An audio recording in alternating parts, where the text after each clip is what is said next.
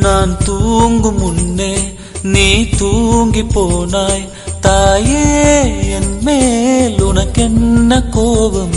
கண்ணான கண்ணே, என் தெய்வ பெண்ணே, கண்ணில் தூசி நீ ஊத வேண்டும். ஐயோ ஏன் இந்த சாபம் எல்லாம் என்றோ நான் செய்த பாவம்.